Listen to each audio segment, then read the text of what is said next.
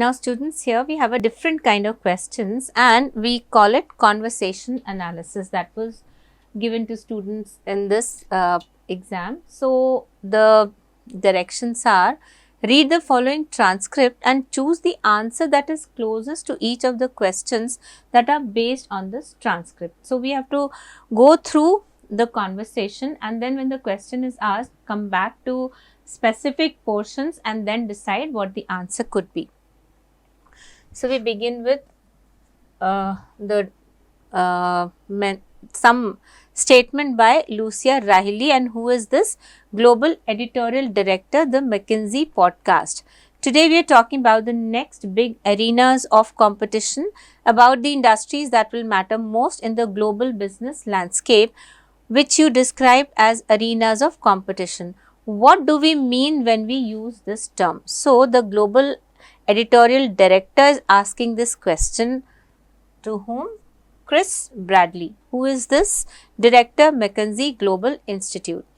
If I go back and look at the top 10 companies in 2005, they were in traditional industries such as oil and gas, retail, industrials and pharmaceuticals. The average company was worth about $250 billion. If I advance the clock forward to 2020, 9 in 10 of those companies have been replaced, and by companies that are 8 times bigger than the old guards. So this is information where he is comparing 10 top 10 companies in 2005, what they dealt in, and then 15 years later in 2020, 9 in 10 of those have been replaced by whom? By companies that are 8 times bigger than how these companies were back then. Okay. And this new batch of companies comes from these new arenas or competitive sectors. In fact, they're so different that we have a nickname for them. If you're a fan of Harry Potter, it's Wizards versus Muggles. The question was, what do we mean when we use this term? What is this? Industries that will matter most in the global business landscape, which you described as arenas of competition. And the question was, what do we mean when we use this term? And the director is trying to explain this to her.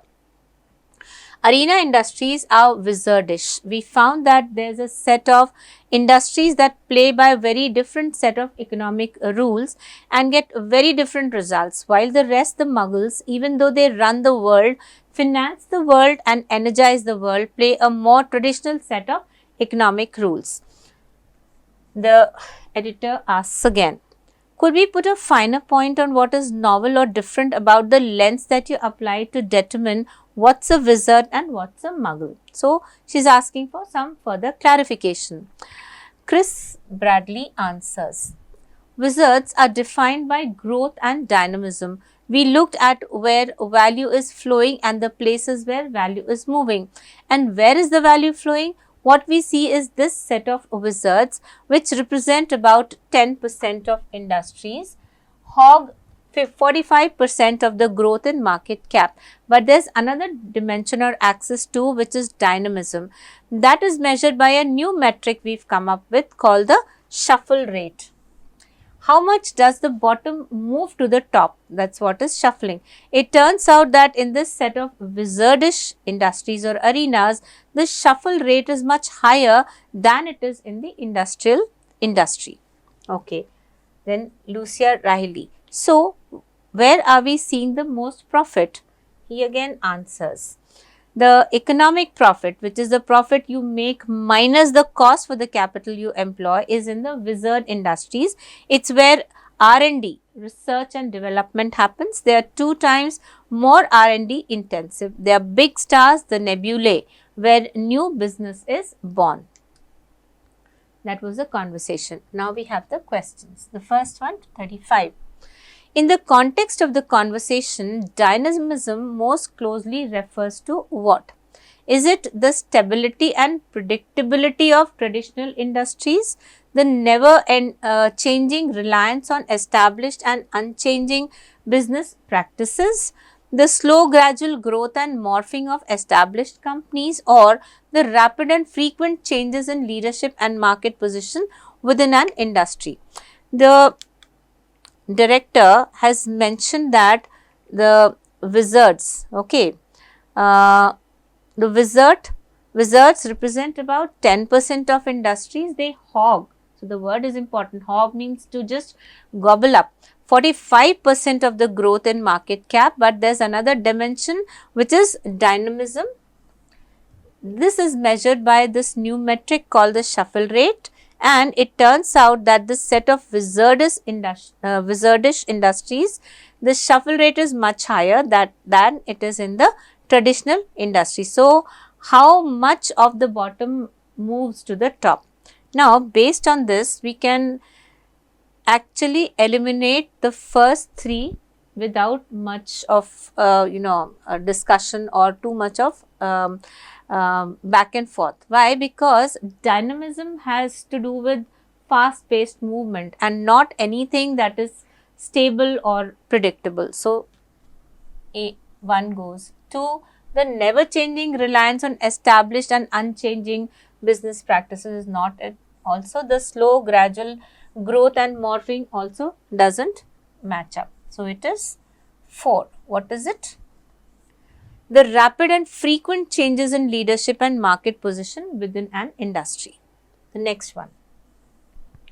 In the context of the conversation, the term arenas of competition refers to what?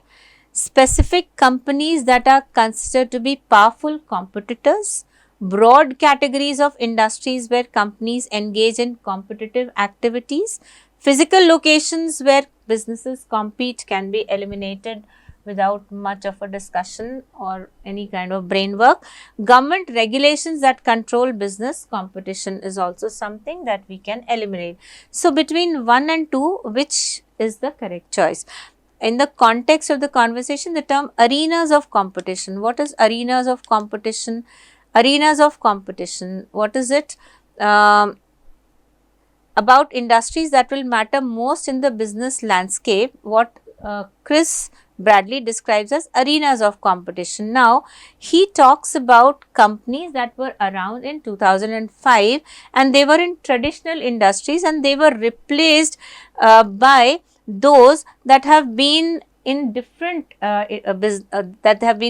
businesses, and they are 8 times much bigger than these old guards in a period of 15 years, and this new batch comes from new arenas or competitive sectors. So, they are so different that's what he says we have a nickname for them, wizards versus muggles. And arena industries are wizardish, that there's a set of industries that play by very different set of economic rules and get very different results, and the muggles are the ones that would finance the world, energize the world. So, based on this, we can actually go with the second option, broad categories of industries where companies engage in competitive activities, and not one where the reference is to specific companies that are considered to be powerful competitors. Okay, so he mentions these companies that are that do business in different areas, and which is why he says arenas of competition, and then he classifies them into 2 sets also.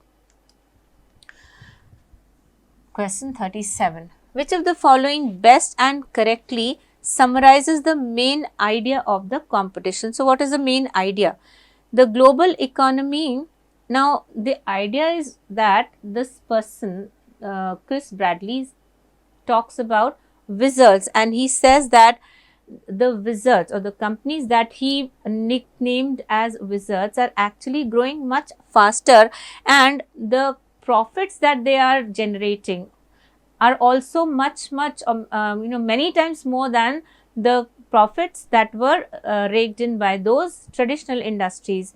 That is what the discussion is about. So, what would correctly summarize the main idea is, now we have to identify keeping this in mind. Can we go with 1? The global economy is shifting back towards traditional industries as they offer more stable returns is absolutely incorrect and even contradictory. Traditional industries are consistently more profitable than newer wizardish industries is also incorrect, because we find that in the conversation between these two people, the focus was on these wizardish industries that rake in more profit and revenue. The terms wizard and muggle are used to describe the magical elements of business success. No, out of scope. So, it's 4. Newer dynamic industries termed wizards are experiencing significantly greater growth and profit compared to traditional industries. Okay, 4. Okay, now we move to the next question, which is 38. Muggles refers to industries that what? Can we say that are primarily focused on technological innovation? No. The authors mention, the director has mentioned muggles. Where is it? Here. That arena industries are wizardish, and then we have the muggles. And what do they do? The rest of them are muggles. Even though they run the world, finance the world and energize the world, play by a more traditional set of economic rules. Okay, so muggles refers to industries that are primarily focused on tech innovation is not it. Are characterized by rapid and frequent changes? No. Exhibit high levels of market cap growth? Also not mentioned. It's 4. Operate under the traditional economic principles is exactly in line with what we read in the part that I took you through. Then 39. Wizard industries are characterized by a slower rate of market capitalization growth? Not at all, quite the opposite. 2. A higher concentration of economic profit and research and development. The author mentions R&D. So, this is correct. 3. Lower research and development spending? No. A reliance on traditional economic rules and practices? No. So, when we go back to the part where we read about the director's take on wizards, we get to know that the remaining that I have cancelled out can actually be easily eliminated. Okay. Question number 40. Which one of the following does shuffle rate not measure? So, what does it measure? We came across shuffle rate here. Where is the value flowing? What we see is that this set of wizards, which represent about 10% of industries, hawk 45% of the growth in market capitalization. But there's another dimension or axis, which is dynamism, that is measured by a new metric we've come up with called the shuffle rate. How much does the bottom move to the top? And that's why the word shuffle, which means a shift. It turns out that in this set of wizardish industries or arenas, the shuffle rate is much higher. So, quite a lot of industries that were at the bottom have rapidly moved to the top. The rate is much higher than it is in the traditional industry. Okay. So, which of the following does shuffle rate not measure? We have an except question, an odd man. So, be careful. What does it measure? Let's first identify and eliminate. Churn within the arena of competition, it measures this. So, eliminate. 2. Relative change within an industry? Yes, it does measure. Volatility of market leadership? Of course, because only then will the ones that are at the bottom move quickly to the top. Overall profitability of traditional industries is not measured by shuffle rate. So, it is 4, which is the answer over here. Okay.